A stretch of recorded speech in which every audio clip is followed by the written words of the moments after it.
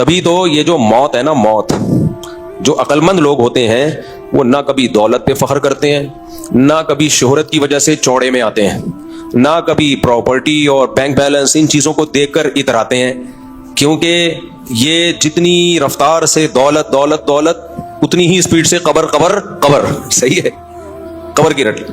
میں جب جامع رشید سے آتا ہوں، بیچ میں چھوٹا سا قبرستان ہے، تو میں گزرتے ہوئے جب بھی میری نظر پڑتی ہے اپنے آپ کو بولتا ہوں آنا ادھر ہی ہے، چاہے 10 ملین سبسکرائبر ہو جائیں، چاہے 20 ملین، واچنگ ٹائم کتنا ہی بڑھ جائے، دنیا میں ہم ہی ہم ہو، آنا کدھر ہے؟ یہ ادھر ہی آنا ہے. کب تک چھپو گے پیڑوں کی آڑ میں؟ کبھی تو ملو گے لنڈا بازار میں. تو جب آنا ادھر ہی ہے. ہم نوح علیہ السلام سے زیادہ تو زندہ رہ نہیں سکتے بھائی. 950 سال تو خالی تبلیغ کی آپ نے. عمر کتنی تھی اللہ نے نہیں بتایا. بالآخر وہ بھی دنیا سے چلے گئے. اور پھر بڑی بات یہ ہے کہ یہ جب موت کو آپ 100 سال تک ڈیلے کر دو تو اس میں بھی جوانی کے دن بہت تھوڑے ہیں، اس کے بعد تو کھانسنے کا ٹائم شروع ہوگا. زندگی کی رنگینیاں، جتنی بھی دولت ہو، وہ دولت آپ کے دانت بچا سکتی ہے گرنے سے، ہے بھائی. دولت دانت نہیں بچا سکتی. آپ آرٹیفیشل دانت رکھو گے وہ اوریجنل کی طرح نہیں ہوتے. کسی دن زور سے قہقہ لگا کے ہنسے دانت نکل کے باہر. ایک لطیفہ بہت پہلے سنایا کرتا تھا. ایک بوڑھا آدمی تھا، پہلے سے جوان تھا، سنگر تھا بہت بڑا. جب بڑھاپا آ گیا تو نکلی دانت لگا دیے.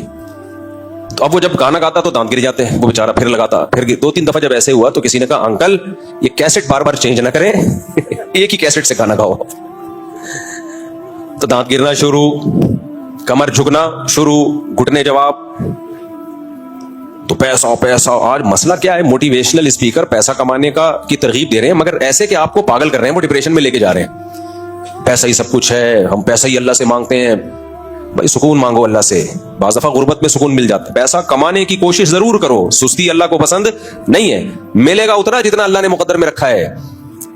جب یہ موٹیویشنل اسپیکرز آپ کو بتا رہے ہوتے ہیں میں نے یہ کیا تو اتنا پیسہ، تم بھی کماؤ تم بھی کماؤ، یہاں تک بات ٹھیک ہے، ہم بھی مانتے کوشش کرو. لیکن یہ جو کہتے ہیں نا اس کی وجہ سے میرے پاس اتنا آ گیا لہذا تیرے پاس بھی آ جائے گا، نہ نہ نہ نہ، یہ فالٹ ہے. آپ 10 بندے اپنے جیسے لے کر آؤ جنہوں نے اتنی ہی اسٹرگل کی جتنے آپ نے کی. ان میں 2 کو ملا ہوگا 8 پکوڑے بیچ رہے ہوں گے. 8 کیا کر رہے ہوں گے؟ گنڈیریاں بیچ رہے ہوں گے، جھک مار رہے ہوں گے بیٹھ کے.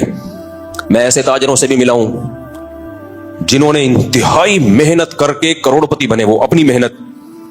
ایک فالٹ ہوا، چاچا نے قبضہ کر لیا پورے بزنس پہ، وکیل سے مل کے پورا بزنس اپنے نام کرا لیا اور 0 پہ آ کے کھڑے ہو گئے.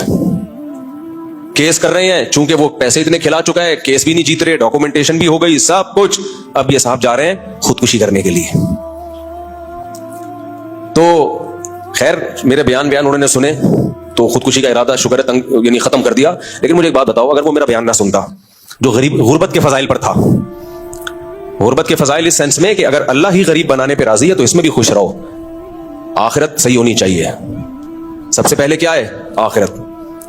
کوئی بات نہیں آپ باس کے نوکر بن کے رہیں، کوئی مسئلہ نہیں ہے، وہ بھی قبر میں جائے گا، آپ بھی قبر میں جاؤ گے. یہ کہتے ہیں جاب نہیں کرو، ٹھیک ہے میں بھی یہی کہتا ہوں بزنس کرو، لیکن بھائی ہر ایک کر نہیں پائے گا، کیونکہ بزنس کرنے والے کو بھی ملازمین رکھنے پڑیں گے. تو کسی نہ کسی کو ملازم بننا پڑے گا، اکیلا سب کچھ تھوڑی کر لیتا ہے.